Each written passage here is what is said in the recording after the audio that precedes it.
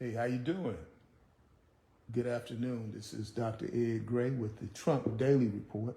My daily report on what is going on in America and what the hell did we do by electing Donald John Trump.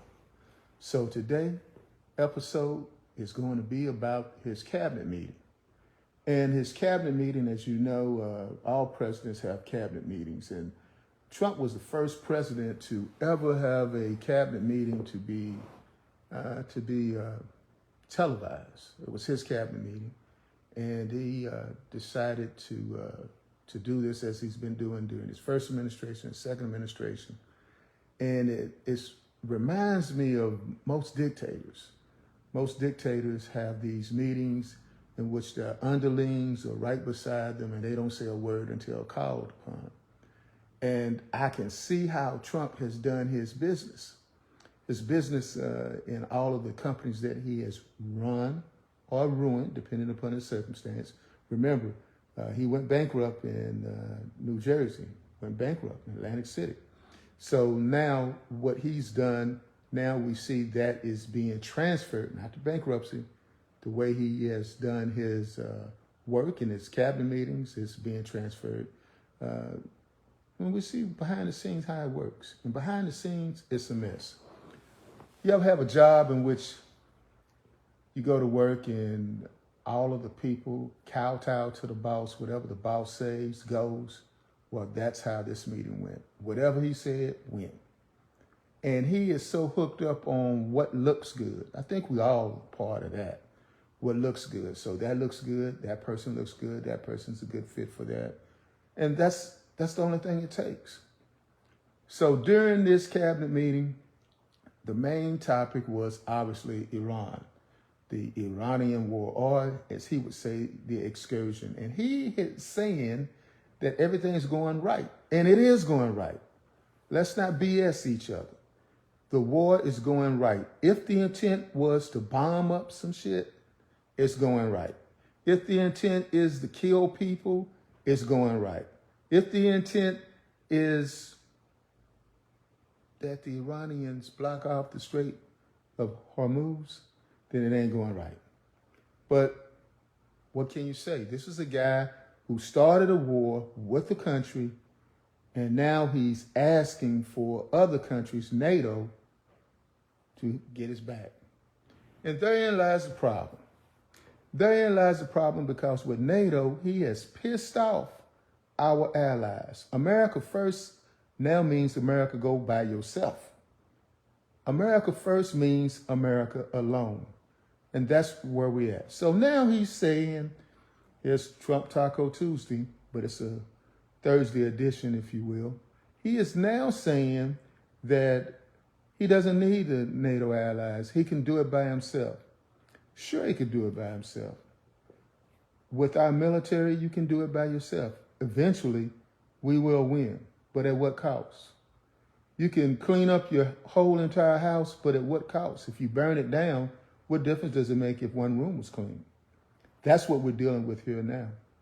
So in dealing with this situation that Trump has made clear that he's in charge, we realize that the clowns are running the clown show.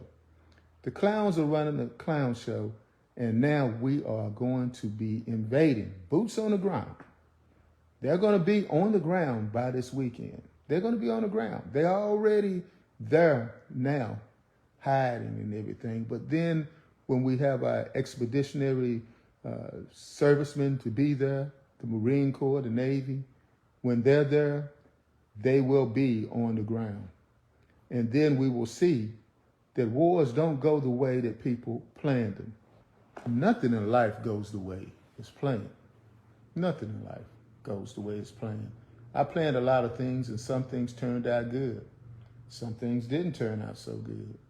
But this is what we're seeing now, that a person that was not trained in anything other than selling real estate in New York City is now president of the United States. And the bad thing about it is that we're not that good either. Americans have long prided themselves on being so moral. Moral superiority. Like when we say, God bless America, That is saying that God is on our side and pretty well goddamn everybody else. Yeah, I did say that. But that's what it's really saying. It's saying that American superiority is better than anything else in the world. And to that point, moral superiority, Donald Trump, the oxymoron, a contradiction of terms, or just plain moronic. Well, anyway, that being said, I heard this moron, Donald John Trump, and before anyone starts saying to me about why am I insulting the President of the United States? Well, it's quite that simple. I'm taking my cues from above. Oh, no, not God, but Trump, above, the person that's above everything else in the United States, who in turn, during that same cabinet meeting, said negative things about Joseph Biden, the former president of the United States, who we all know is dying of cancer. How Christian-like is that? In a country that prides itself on having Christian leaders, air quotes, Christian leaders. Pastor Jeffries from First Baptist of Dallas, call your boy, call him up, tell him that when someone dies, like the former Mueller of the FBI, when he died, Trump said, I'm glad he's dead. So, call your boy up and tell him that's not Christian-like. So what's not Christian-like is the other things that he's done, the other things that he said that we become immune to. So let's just go through a couple of them. I know I have a couple of minutes, so let's just go through a couple of them. One of the things that he's done, the tropes that he's done, is that he refers to Barack Hussein Obama. The way he says Hussein Obama, Barack Hussein Obama.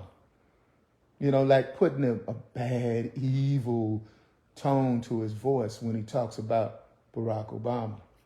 Well, he's doing it. It's a trope to get people to think that this guy is the other person. He's Islamic, that kind of thing.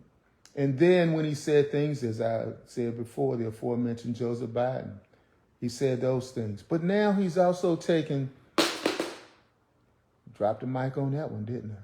Now, the other things that he's done, he's taken other people to task. And those other people to task was, Governor Walz in Minnesota said it's a corrupt regime. Also said that the Attorney General, my friend Keith Ellison, was a crook. Said all of those things in Minnesota. He's basically called Minnesota an outlaw. Hey, I think that's ICE in the background. They're trying to chase after somebody. Wow. Anyway, back again to our local story about Trump dealing blows and pathological lying about Minnesota. So the other things he said about Minnesota, again, a trope, a racist trope indeed, and also a religious trope as well. He said that Minnesota was run by Somalian people, which is a play again on that sister that's Somalian, that's a representative from Minnesota. But he's saying that state is just completely immoral, unethical, unchristian-like, and not American. Now, I thought we were all in this together. That melting pot stuff they used to tell us when I was in school, I guess that's a bunch of BS too. That really don't exist. I guess when the numbers start going against you, I guess, the hell with the melting pot. But we're still in this pot together. Yeah. Some of us are at the bottom, some of us at the top. And some of that is affordability. Those people who can afford this gasoline doing real well. I mean, you're going to complain about it, but you're going to pay for it. But now, what we're dealing with now is things will only get worse. But continue to look at these cabinet meetings, and I will continue to come back to tell you how they're going to get worse. Take care. We're all in this pot together.